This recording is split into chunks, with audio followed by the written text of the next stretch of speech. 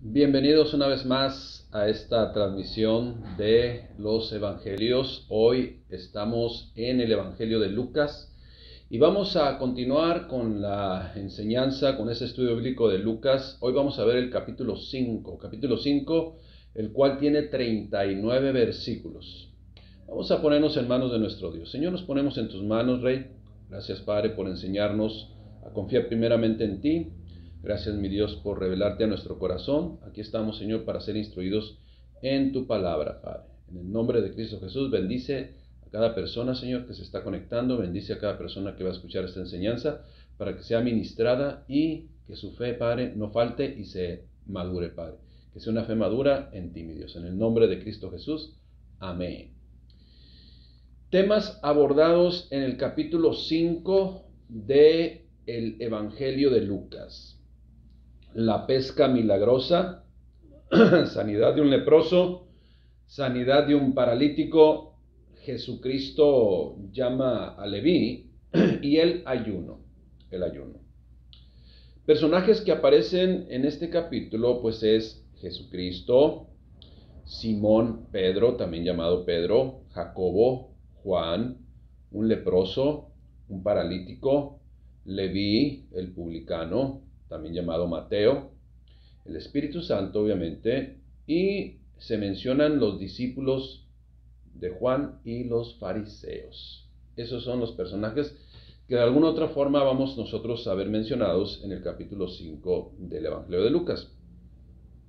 Ahora le comento lo siguiente: los pocos años que tenía Jesús en esa primera etapa de su ministerio terrenal físicamente, porque va a ser una segunda etapa, viene Cristo por su iglesia y después establecer un reino milenial, hace precisamente esa urgencia de que solamente tenía 3 años en su ministerio, hace que lo narrado en los evangelios sucedan de una forma muy activa. Actividades aquí, hechos acá, muchas cosas que el Señor Jesucristo hizo. Aunque sabemos que no todo lo que está escrito son los hechos del Señor Jesucristo. Eso debemos usted y yo conocer. Así lo menciona, por ejemplo, en Juan 20:30 y en el Evangelio de Juan 21:25 o capítulo 21, versículo 25, dice: y también otras muchas cosas que hizo Jesús, las cuales si se escriben una por una, pienso que ni aún en el mundo cabrían los libros que habían de escribirse. Los hechos que narra los evangelios, pues no se limitan a solamente eso que aconteció cuando el Señor Jesucristo vino. Hay muchas cosas más. Sin embargo, eso fue lo que Dios dejó que se escribiera para que usted y yo conociéramos. Obviamente todo lo demás está en el mismo sentido. Vamos a iniciar pues de versículos del 1 al 11. Versículos del 1 al 11. Se le titula La pesca milagrosa. Lucas 5:1. Aconteció que estando Jesús junto al lago de Genesaret, el lago de Genesaret pues es el mar de Galilea, o el mar de Tiberias también se menciona. Y acuérdense que se le llamaba mar, pero realmente era un lago muy calmado, en donde él se podía subir a la barca, estaba tranquilo y enseñaba desde ahí, aprovechando también el aire que iba hacia allá para que su voz se esparciera. Entonces, no nos imaginemos un mar con esas olas de 1.5 metros en donde era difícil por el ruido del mar pues escuchar las enseñanzas. No, era realmente un lago. Usted lo puede verificar, ¿no? El mar de Galilea, o de Tiberias, o Genesaret. Y dice lo siguiente: vuelvo a repetir, aconteció que estando Jesús junto al lago de Genesaret, el gentío se agolpaba sobre él para oír la palabra de Dios. Y vio 2 barcas que estaban cerca de la orilla del lago, y los pescadores, habiendo ya descendido de ellas, lavaban las redes. Y entrando en una de aquellas barcas, la cual era de Simón, le rogó que la apartase de tierra un poco, y sentándose en la barca, enseñaba desde la barca a la multitud. Cuando terminó de hablar, cuando terminó de dar su disertación, su palabra, su enseñanza, dijo a Simón: boga mar adentro. ¿Qué es boga mar adentro? Rema mar adentro. Y echad vuestras redes para pescar. Ahora fíjese lo que le respondió Simón Pedro. Respondiendo Simón, le dijo: Maestro, toda la noche hemos estado trabajando y nada hemos pescado. Mas en tu palabra echaré la red, o sea, en obediencia a ti, porque tú diste la instrucción. Y habiéndolo hecho, encerraron gran cantidad de peces y su red se rompía. Entonces hicieron señas a los compañeros que estaban en la otra barca para que viniesen a ayudarles, y vinieron y llenaron ambas barcas, de tal manera que se hundían. Versículo 8. Viendo esto Simón Pedro, la actitud de Simón, fíjese bien, viendo esto Simón Pedro cayó de rodillas ante Jesús, diciendo: Apártate de mí, Señor, porque soy hombre pecador. Él se dio cuenta que había acontecido algo, sobrenatural. ¿Qué es lo que aconteció? Lo narra el versículo 9. Porque la pesca que habían hecho, ¿sí? Porque por la pesca que habían hecho, el temor se había apoderado de él y de todos los que estaban con él, y asimismo de Jacobo y Juan, hijos de Zebedeo, que eran compañeros de Simón. Algo extraño ocurrió, algo sobrenatural ocurrió, algo extraordinario ocurrió. Pero Jesús dijo a Simón: no temas, desde ahora serás pescador de hombres. Y cuando trajeron a tierra las barcas, dejándolo todo, le siguieron. Había y siempre habrá garantía en Cristo Jesús. Le comento lo siguiente: sin lugar a dudas, y esto no puede haber tela de juicio, sin lugar a dudas, el propósito principal por el que vino Jesús, por el que vino nuestro Señor Jesucristo a este mundo, pues es para darnos salvación. Sin embargo, debemos considerar que el Señor Jesucristo también, durante su estadía en este mundo, manifestó su poder en muchas áreas, o si le queremos decir, en todas las áreas, con varios propósitos. Le menciono cuáles eran esos propósitos adicionales al principal, que era darnos la salvación. Pues, entre otros, manifestarse al mundo. Y como servidor de todos, precisamente en ese sentido se manifestó como siervo. Él venía a hacer algo por la humanidad. Como le digo, el principal propósito es dar la salvación, pero ¿cómo iba a salvar a alguien? ¿Cómo iba a lograr que alguien confiara en él si no le demostraba quién era? De ahí las manifestaciones que tuvo que hacer. ¿Qué fue lo que hizo el Señor Jesucristo para manifestarse al mundo como siervo, como servidor para este mundo, para toda la humanidad? Bueno, pues todo su poder lo puso al servicio de la creación.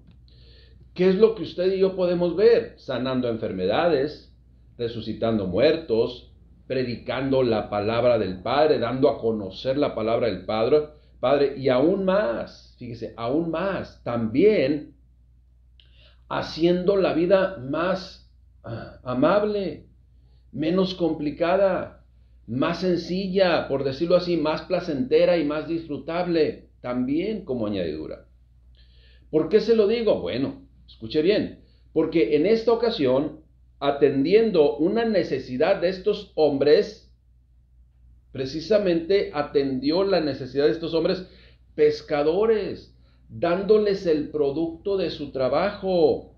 ¿Qué es lo que estaban esperando ellos? La pesca. ¿Qué le dijeron? No hemos pescado nada en toda la noche. Sin embargo, en obediencia lo voy a hacer. Estos hombres, acorde al contexto de lo que pudimos leer en este pasaje del 1 al 11, del capítulo 5, estos hombres, de acuerdo a lo que vemos y leemos, ese día no habían pescado absolutamente nada. Y se disponían, o cuando llegó el Señor Jesucristo, si ponemos atención, estaban limpiando las redes. Esto es, ya cuando las van a limpiar, es para dejarlas totalmente listas para el siguiente día. Esto es, llegarían a casa sin nada en las manos. Llegarían a casa sin el sustento de aquello que su familia estaba esperando. qué situación de repente tan más frustrante el llegar a casa con las manos vacías. Imagínese que usted no tenga trabajo, imagínese que sale a buscar trabajo y llega a su casa y le dice a su esposa, a su cónyuge, es que no encontré trabajo y no traigo absolutamente nada. Y eso es lo que pudiera haber pasado con Pedro, con Jacobo, con Juan y los demás pescadores que pudieran estar con ellos. No iban a llevar totalmente nada a su casa. Pero notemos algo, ¿sí? Veamos ese proceso que aconteció.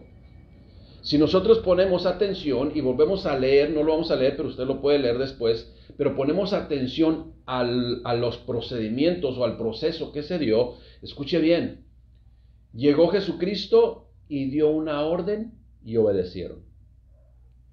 Prestaron sus bienes a Jesucristo, escucharon la palabra de Dios y después fueron testigos de las bendiciones para su propia vida. Ahora yo le digo una situación. Si desde el primer paso que vimos aquí, que es atender a la ordenanza de esa instrucción del Señor Jesucristo, hubieran tenido una negativa ante el Señor, pues simple y sencillamente lo demás no hubiera acontecido. Simple y sencillamente no hubiera ocurrido absolutamente nada. Pero pusieron atención, prestaron sus bienes, atendieron la instrucción, iglesia. Por eso Simón Pedro, Cefas, pues dijo, o accionó y reaccionó, cayó de rodillas ante Jesús diciendo, apártate de mí, Señor, porque soy hombre pecador. Pero Jesús dijo a Simón y a Jacobo y a Juan también, no temas, desde ahora serás pescador de hombres. Y cuando trajeron a tierra las barcas, dejándolo todo, le siguieron. Vino pues la bendición de Dios por medio de Jesucristo y ellos se dejaron bendecir. Hermanos, para poder recibir la bendición de Dios debemos de dejarnos bendecir. Requisito elemental. Ese procedimiento, número 1, aquí está mi vida, número 2, aquí están mis bienes, número 3, obedezco tu palabra. Y si no se dan esos procedimientos que vemos, y usted vuelve a leer, que vemos, entonces no se hubiera llegado a la pesca milagrosa. Qué tristeza hoy nos da que cuando se da una instrucción de parte de la palabra de Dios, la gente refunfuña y la gente da 1001 argumentos y sabe que va a acontecer en la vida de esas personas absolutamente nada. Porque eso es lo que estamos viendo nosotros en este pasaje bíblico donde nuestro Señor Jesucristo dio una orden, obedecieron, prestaron sus bienes, escucharon la palabra y entonces vino la bendición.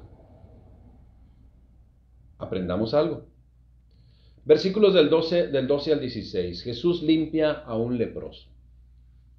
Dice lo siguiente, Lucas 5:12. Sucedió que estando él en una de las ciudades, se presentó un hombre lleno de lepra, el cual viendo a Jesús, se postró con el rostro en tierra y le rogó diciendo, Señor, si quieres, puedes limpiarme. Señor, si quieres, puedes limpiarme. Entonces, extendiendo él la mano, le tocó, notes esa frase, esa palabra, le tocó, diciendo, quiero, se limpió. Y al instante la lepra se fue de él. Versículo 14. Y él, el Señor Jesucristo, le mandó que no lo dijese a nadie. Estaba en un contexto judaico, en donde muchos estaban a la expectativa a ver qué hacía para acusarle. Él le dijo, en este caso, no digas a nadie nada, sino ve y muéstrate al sacerdote y ofrece por tu purificación, según lo mandó Moisés, para testimonio a ellos. Versículo 15. Pero su fama, aún así que él decía, no lo digas a nadie, sino preséntate al sacerdote, se extendía más y más y se reunía mucha gente para oírle y para que le sanase de sus enfermedades, mas él se apartaba a lugares desiertos y oraba. Le explico, porque debemos rescatar una serie de principios que vemos en toda la palabra que debemos comprender y que el Espíritu Santo nos revele para nosotros también ser enriquecidos espiritualmente con cada consejo de Dios y con cada hecho que el Señor Jesucristo hizo. Mire, la lepra era un mal que era altamente contagioso y en ese momento y en ese contexto histórico no había cura para él o para esta enfermedad o para los que tenían lepra. Los sacerdotes se dedicaban precisamente a la prevención de este mal y conocían, esto es, a este leproso que el Señor Jesucristo tocó y que estaba prohibido tocar, pero como vemos siempre y hemos dicho, viene nuestro Señor Jesucristo a romper todo paradigma y todo rechazo para aquellos que están desterrados. Sucedió pues que ese sacerdote conocía a este leproso. Eran pueblos pequeños. Conocía a este leproso. Lo conocía y lo desterró afuera del pueblo a fin de evitar, pues hasta cierto punto con justificación, pues la propagación de la enfermedad, que era la lepra. Ahora, ¿qué es la lepra? Perdón. Esta enfermedad destruía las terminales nerviosas o el sistema nervioso, en donde prácticamente en pies, manos, en partes de su cuerpo perdían lo que es la sensibilidad. Y al perder la sensibilidad, no se daban cuenta que se lastimaban un dedo, no se daban cuenta que se lastimaban un pie, no se daban cuenta que de repente se golpeaban la cara y estaba pues ahí dañándose y no se daban cuenta porque no lo sentían. Algo que nosotros hacemos cuando tenemos perfectamente pues el tacto, ¿no? El tacto. Vemos que algo está caliente y rápidamente retiramos la mano. Sin embargo, ellos, algo estaba caliente, estaba en la mano, como no sentían, y entonces destruían su tejido, ¿no? Destruían sus músculos, destruían sus manos, sus dedos, su nariz, sus pies, y esta enfermedad cada vez más iba avanzando. Conforme avanzaba la enfermedad, era evidente su destrucción y se notaba rápidamente una persona que tenía lepra. Ahora, aunque todo el pueblo le rechazaba por el riesgo que representaban de contaminarse, de contagiarse, el Señor Jesucristo permitió que se le acercaran para sanarlos, a muchos de ellos.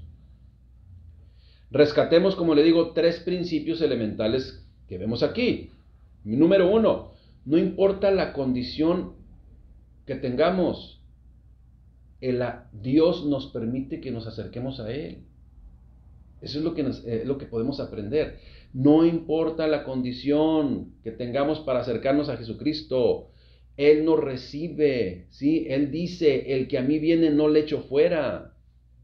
Y también podemos observar, hermanos, en ese ejemplo de nuestro Señor Jesucristo, que la fortaleza de Él, aunque Él no necesitaba Él no lo requería porque Él era el Dios hecho carne, nos enseña que la fortaleza, el amor por nuestros semejantes, la misericordia por nuestros semejantes, pues viene y resulta de una comunión con nuestro Señor. Por eso dice que Él se apartaba a lugares desiertos y oraba al Padre Celestial. Esa es la enseñanza o el principio que nos da. Para tener fortaleza, amor, misericordia, bondad por la necesidad de los demás, tenemos que pasar tiempo con Él en oración, precisamente para que nos dé ese amor. Sigamos adelante. Versículos del 12 al 26. Jesús sana ahora a un paralítico. Lucas 5:17. Versículos del 17, al 26. Aconteció un día que él estaba enseñando y estaban sentados los fariseos, aquellos que solamente estaban vigilándole, y doctores de la ley, los cuales habían venido de todas las aldeas de Galilea y de Judea y de Jerusalén, y el poder del Señor estaba con él para sanar, con el Señor Jesucristo. Y sucedió que unos hombres que traían en un lecho a un hombre que estaba paralítico, procuraban llevarle adentro y ponerle delante de él, delante de nuestro Señor Jesucristo. Pero no hallando cómo hacerlo a causa de la multitud, subieron encima de la casa y por el tejado le bajaron con el lecho, poniéndole en medio delante de Jesús y obviamente muchos testigos ahí. Al ver él, nuestro Señor Jesucristo, la fe de ellos, le dijo: hombre, tus pecados te son perdonados. No hubiera dicho eso, porque lo dijo los escribas, los fariseos, los maestros de la ley, que estaban ahí siendo testigos de esto, y más pusieron atención. Imagínense que estaban ahí viendo lo que estaba el Señor Jesucristo, y cuando dijo esta frase, hombre, tus pecados te son perdonados, imagínense, se voltearon a ver unos a otros para acusarle. Entonces los escribas y los fariseos comenzaron a cavilar, diciendo, ¿quién es este que habla blasfemias? ¿Quién puede perdonar pecados sino solo Dios? Jesús entonces, conociendo los pensamientos de ellos, respondiendo les dijo, ¿qué caviláis en vuestros corazones? Él sabía. Y les hizo esta pregunta, ¿qué es más fácil decir? ¿Tus pecados te son perdonados? O decir, levántate y anda, al paralítico. Dio la respuesta en automático, versículo 24, pues para que sepan ustedes que el Hijo del Hombre, H mayúscula, Hijo del Hombre, y H mayúscula, hombre, para que ustedes sepan que el Hijo del Hombre tiene potestad en la tierra para perdonar pecados, dijo al paralítico, a ti te digo, levántate, toma tu lecho y vete a tu casa. Y al instante, levantándose en presencia de ellos y tomando el lecho en que estaba acostado, se fue a su casa glorificando a Dios. Y todos sobrecogidos de asombro glorificaban a Dios, y ellos, y llenos de temor, decían, hoy hemos visto maravillas. Hoy hemos visto maravillas. Mire, el judaísmo esperaba un Mesías. Deseaban la liberación total de su pueblo. Pero el problema aquí es que lo deseaban al modo de ellos. Acuérdense que los fariseos, los religiosos, habían hecho una religión con apariencia de piedad y con apariencia de Dios, pero más eran costumbres humanas. Y como habían también esperado el Mesías a la forma de ellos y como ellos se lo imaginaban, no aceptaron que alguien para ellos tan insignificante como Jesús, ¿sí?, fuera contra sus costumbres religiosas y establecidas por ellos y viniera a quitar precisamente esas formas y esas costumbres. Guerra, ¿no? Guerra. Se pusieron en contra de Jesús. Ahora, cuando Jesús le dijo al paralítico que sus pecados eran perdonados, los líderes judíos lo acusaron de blasfemia al decir él, ¿sí?, o al hacerse él Dios, porque las cosas que él dijo y las cosas que estaban a punto de realizarse solamente las puede hacer Dios. ¿Quién más puede perdonar pecados sino solamente Dios?, dijeron los mismos fariseos. Y el Señor Jesucristo les dijo, pues para que vean que el Hijo del Hombre tiene potestad para perdonar pecados, a ti te digo, toma tu lecho, o levántate y toma tu lecho, y anda, y camina. Y al instante se levantó. Ahora bien, cuando Jesús, explico esto que acabo de decir, cuando Jesús le dijo al paralítico que sus pecados eran perdonados, los líderes judíos lo acusaron de blasfemia, es decir, se hace Dios a sí mismo. En la ley judía, la blasfemia se castigaba con la muerte, eso usted lo puede encontrar en Levíticos 24:16. Y al señalar como blasfemia el derecho de Jesús, porque Él era Dios hecho carne, el Dios con nosotros, el Emmanuel, de perdonar pecados, porque fue lo que le dijo al paralítico, los líderes religiosos no entendieron ni aceptaron, de ninguna manera iban a aceptar que Él era Dios y que tenía el poder para sanar el cuerpo y el alma. El perdón de pecados, escuche bien para que comprendamos esto, el perdón de pecados, que es algo espiritual y hasta cierto punto no comprobable, objetivamente pues, fue evidenciado o fue comprobado con algo que sí se podía demostrar, con algo que sí se podía comprobar ante muchos testigos.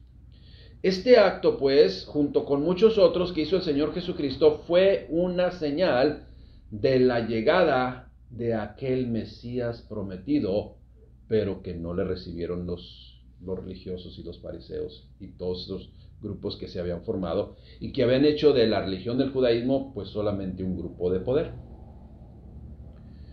Nuestro Señor Jesucristo hizo todo con un propósito, lo hizo todo con un propósito. Al decirle, por ejemplo, al que estaba contagiado de lepra, al leproso, ve y muéstrate al sacerdote, lo que le está diciendo realmente, mira, dile cómo fuiste sanado, él te conoce, pero dale gloria a Dios. Esto es, ¿recibiste una sanidad? Sí, ve y dale gloria a Dios. El mandarlo con el sacerdote era precisamente darle gloria a Dios y también confirmar con ese personaje que Dios es el que le había sanado y que para Dios no había imposibles. Pero siempre, cualquier bendición que usted y yo recibamos, en cualquier índole, en cualquier área, tenemos que darle la gloria a Dios. Porque Cristo es el que hace las cosas en nuestras vidas. Y Cristo nos manda a alabar a nuestro Padre Celestial. Versículos del 27 al 32. Jesús llama a Leví, a Mateo, al publicano. Lucas 5:27. Después de estas cosas salió Jesús y vio a un publicano llamado Leví, sentado en el banco de los tributos públicos. Publicano era el que cobraba los impuestos. Y le dijo, sígueme. Versículo 28. Y dejándolo todo, se levantó y le siguió. Leví le hizo un gran banquete en su casa y había mucha compañía de publicanos y de otros que estaban en la mesa con ellos. Y los escribas una vez más entran en acción y los fariseos murmuraban contra los discípulos diciendo, ¿por qué coméis y bebéis con publicanos y pecadores? Respondiendo Jesús les dijo, los que están sanos no tienen necesidad de médico, sino los enfermos. No he venido a llamar a justos, sino a pecadores. Leví, pues, Mateo, el publicano, como se le menciona en la Escritura, es una prueba fehaciente, una prueba objetiva del poder transformador de Dios. Cuando se recibe la palabra, se recibe la voluntad perfecta de Dios y todo hombre, insisto, no importando su condición, esté en lo más, vamos a decir, en la problemática más, sumergido en la problemática más difícil, como aquel que se sienta que tiene el poder, como posiblemente fuera Leví, viene Jesucristo, obedece a su palabra, obedece a su voluntad y entonces viene un cambio. Una vez más, como le digo, nos muestra a Dios a través de su palabra el poder transformador del Padre Celestial por medio de Cristo y que no hay limitantes para Él. Acuérdese, no olvidemos, siempre habrá una instrucción. Y aquí en este caso, Leví acató la instrucción. Como muchos que acataron la instrucción, fueron bendecidos. Y en consecuencia, pues, con una acción se denota la obediencia, pero una obediencia cabal. ¿Y qué viene después? Pues la bendición. Pero una vez más, repito, qué tristeza nos da cuando damos una instrucción de parte de Dios, porque es lo que dice la palabra de Dios, y para eso está un pastor, para eso está un ministro, para hablar la palabra de Dios y orientar con la palabra de Dios, y si es necesario, dar el consejo. Y cuando se da el consejo, las personas tienen que accionar de acuerdo al consejo, porque es el consejo de Dios. Pero ahora sí que no es obligatorio. Cada quien decide, pues, obedecer o desobedecer. Qué tristeza, ¿verdad? Que de repente ahorita, y se me viene aquí a la mente porque ahorita menciona el término de las bodas, porque es una pregunta sobre la ayuna. Qué tristeza nos da. Pues ya cásense, unan su matrimonio. El civil sí es algo para dar certeza jurídica, pero el Dios estableció el matrimonio y fue primero antes que el civil, y la gente se rehúsa. Y no solamente se rehúsa, mejor se van de la congregación. Bueno, bendiciones totalmente pues frenadas y estancadas por falta de obediencia. Cada quien. Nosotros seguiremos ministrando lo que Dios establece en su palabra. Cuando nosotros obedecemos inmediatamente a las instrucciones de nuestro Padre Celestial, bendiciones a nuestra vida. Bendiciones a nuestra vida. Versículos 33 al 39. Una pregunta sobre el ayuno. Aquí hay otras situaciones, vamos a decir, pues que la gente se confunde. Escuchemos. Entonces ellos dijeron, Lucas 5:33 al 39, entonces ellos dijeron, ¿por qué los discípulos de Juan ayunan muchas veces y hacen oraciones, y asimismo los de los fariseos, pero los tuyos comen y beben? Y él les contestó, ¿podía acaso hacer que los que están de bodas ayunen? Por eso se me vino a la mente lo de la boda, ¿no? ¿Podéis acaso hacer que los que están de bodas ayunen, entre tanto que el esposo está con ellos? Pues están de fiesta, no pueden ayunar, hay algarabía, va a haber una boda, gloria a Dios, bendición de Dios. Pero dice, más vendrán días cuando el esposo les será quitado, entonces en aquellos días ayunarán. Ahora está hablando de él mismo. Aquí está el esposo de la iglesia, ¿y cómo van a ayunar si ahorita estamos atareados en llevar a cabo la misión de Dios?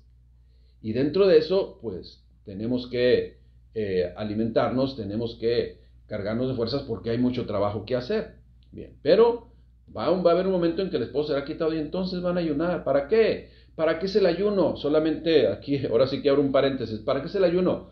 ¿Para convencer a Dios que haga lo que yo le estoy solicitando? No, más bien, para comprender la voluntad de Dios y yo haga la voluntad del Padre Celestial. Para eso es el ayuno, ¿ok? Nunca jamás el ayuno es para que Dios haga mi voluntad. El ayuno es para que yo conozca la voluntad del Padre Celestial y me dé convicción y yo haga entonces la voluntad de Dios. Para eso es el ayuno. Pero pues siempre el ser humano lo tergiversa todo. ¿Podéis acaso hacer que los que están de bodas ayunen entre tanto que el esposo está con ellos? Mas vendrán días cuando el esposo les será quitado, entonces aquellos días ayunarán, porque van a requerir fortaleza. Les dijo también una parábola. Escuche bien, usted y yo sabemos lo que es una parábola. Es una enseñanza de un contexto que se conoce precisamente para enseñarles un principio bíblico, un principio de Dios. Les dijo esta parábola, escuche bien. Nadie corta un pedazo de un vestido nuevo y lo pone en el vestido viejo. Pues si lo hace, no solamente rompe el nuevo, sino que el remiendo sacado de él no armoniza con el viejo. En aquellos tiempos, pues, los telajes se encogían, ¿no? Encogían. Entonces, si algo, un pedazo de tela nueva se remendaba en un pedazo que ya está de tela o en una vestimenta que ya estaba lavada 3-4 veces y que ya había encogido, pues obviamente no va a armonizar, es lo que está diciendo. Se va a desgarrar todo. Sigue diciendo, otro ejemplo, y nadie echa vino nuevo en odres viejos.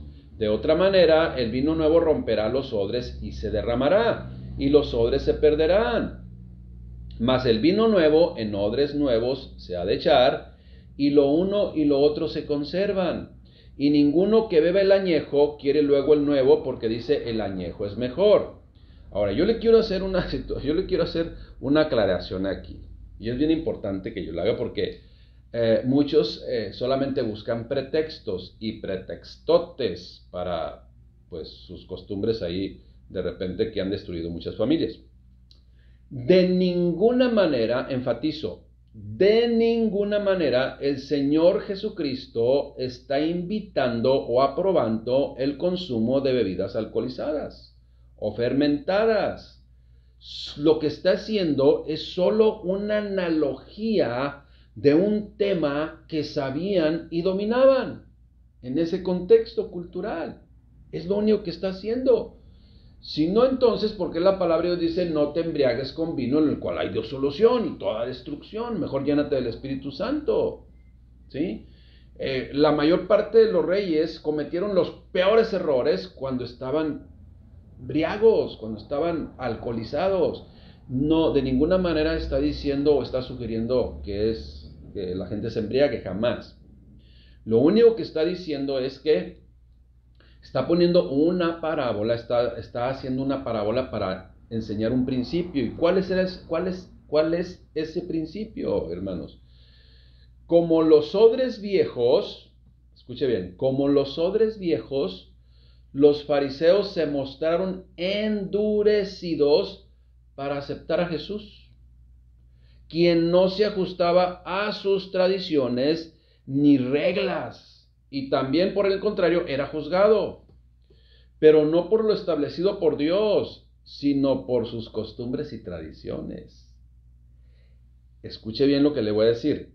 El cristianismo, y lo voy a mencionar así, no importa que lo repita, el cristianismo de Cristo, demanda nuevos enfoques. ¿Cuáles enfoques? Lo de la religión, no. Los de las tradiciones, no. Lo de las costumbres, no. Lo que pienso que quiere Dios, no. Esos nuevos enfoques es lo que dice la Escritura. La perspectiva de Dios, lo que dice la Escritura, es el nuevo enfoque que Dios quiere, porque tenían la ley, pero no la conocían. Usted puede tener una Biblia en su casa y no conocerla, no leerla. Por eso es importante entender y comprender el enfoque de Dios. Y cuando comprendamos el enfoque de Dios, porque leemos la Escritura, escuchamos su palabra, lee la Escritura, aliméntate de la palabra. Esa es la orden del Señor Jesucristo, ¿sí? ¿Sí? Así será mi palabra, ¿sí? Que sale de mi boca, no volverás a mí vacía, dice el Señor. Entonces fíjese bien, o sea, nos ordena que leamos la Escritura. Y después de que leamos la Escritura, que si vemos ordenanzas, si vemos reglamentos, si vemos instrucciones, obedecerlas. Y entonces van a venir las bendiciones. Bueno, la iglesia, pues, debe de tener cuidado de llevar a la vida y llevar a la obra de Dios en dirección a Él. O sea, lo que Él ha establecido. Muchos hoy en día dicen que son, pero llevan una dirección contraria. Nosotros, como iglesia, como creyentes, debemos tener cuidado que nuestros corazones no se cierren y nos impidan ser dirigidos total y absolutamente por nuestro Señor Jesucristo. Porque posiblemente haya una confusión en nuestra mente, en nuestro corazón, y haya paradigmas que nosotros pensamos que es así, pero leemos la Escritura y no es así. Entonces el odre, ¿sí? El vino nuevo, que es la palabra de Dios. O sea, si queremos hacer una analogía con el vino nuevo es la palabra de Dios, que el otro vino sí es para destruir, para disolver todo, para hacer daño, para destruir la vida de los seres humanos, ¿sí? Porque dice la gente, es que no tiene nada de malo que, es que una te lleva a otra y otra y al rato ya eres dependiente y dices, no, es que yo lo dejo cuando yo quiera, y resulta que nunca quieres o nunca se quiere y terminan pues de mala forma. Necesitamos pues mantener nuestros corazones sumisos a fin de aceptar el mensaje de Jesús, que es el único que puede cambiar nuestras vidas. Así es de que pongamos atención, dejemos que Dios ministre nuestras vidas y entonces obedezcamos su voluntad. Termino con esto, iglesia, termino con esto. ¿Deseamos caminar en el camino seguro, en el camino de Dios, en el camino de Cristo? Entonces, conozcamos que hay dos condiciones para que se haga realidad esto. Así como Pedro, debemos reconocer, acuérdense lo que le dijo, Señor, aléjate de mí que soy pecador. Acuérdense lo que dijo Pedro. Entonces lo primero que debemos reconocer es que nuestra naturaleza humana es pecadora. Y que estamos sumidos en vicios y que lo único que hemos traído es destrucción a nuestra familia. Bueno. Después de reconocer nuestra naturaleza pecadora, y nuestra naturaleza tan vulnerable y tan gobernable por las situaciones externas, luego debemos entonces llevar a cabo la voluntad de Dios. Entregar nuestro corazón a Cristo, hacer la voluntad del Padre Celestial, atender sus mandamientos, como lo hizo cada uno de estos personajes. Mire, ¿qué hicieron? Repito otra vez. A ver, préstame tu barca. Se la prestaron. Vámonos para adentro, ahí en la orilla del lago, ¿sí? Ahí está. Escuchen la enseñanza, ahí está. Y entonces viene la bendición. Eso es precisamente reconocer que necesitamos la ayuda de nuestro Señor y debemos saber que Jesús es el único que nos puede ayudar. Y entonces estaremos en condiciones de volver a comenzar como odres nuevos, Compréndase un corazón nuevo que esté en condiciones de recibir lo que Dios está compartiendo con nuestra mente, con nuestro corazón. Y cuando nosotros decidimos en esa nueva naturaleza que Dios nos puede dar, recibir todas sus bendiciones, entonces van a acontecer las cosas que no han posiblemente acontecido hasta hoy. Caminemos en el camino de Dios, busquemos el camino del Señor, conozcamos el camino del Señor y cuando lo conozcamos, obedezcamos y permanezcamos en Él. Que Dios les bendiga, que tengan excelente día.